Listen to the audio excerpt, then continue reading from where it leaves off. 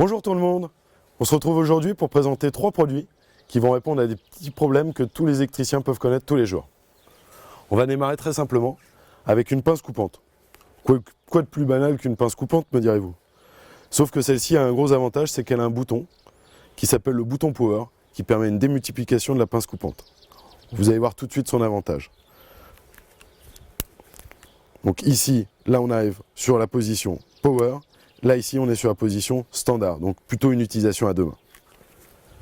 On va prendre très simplement l'exemple sur une vis.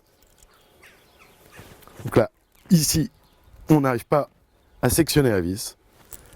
Par contre, on va utiliser le bouton Power qui va nous donner beaucoup plus de puissance de coupe.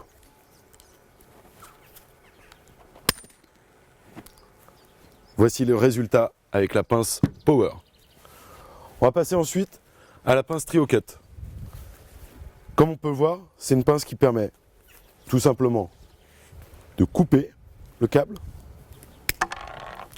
ensuite de dénuder le câble,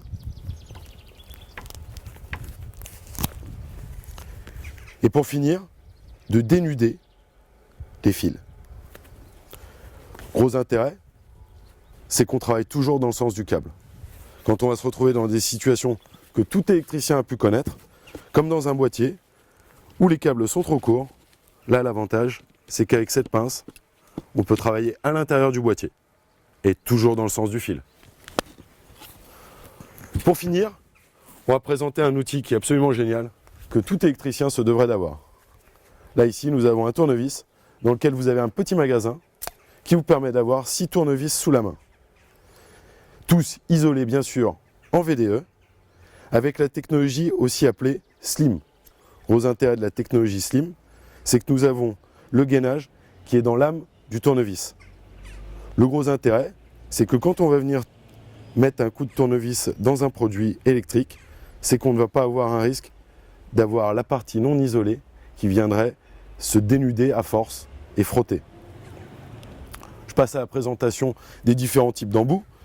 Ici, nous avons 3 tournevis plats, 2 tournevis de type Philips, pour finir sur le spécial bornier en PZ2.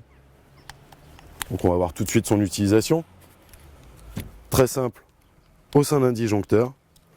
Donc où là on rentre parfaitement et là on tourne très facilement. On range et c'est parti.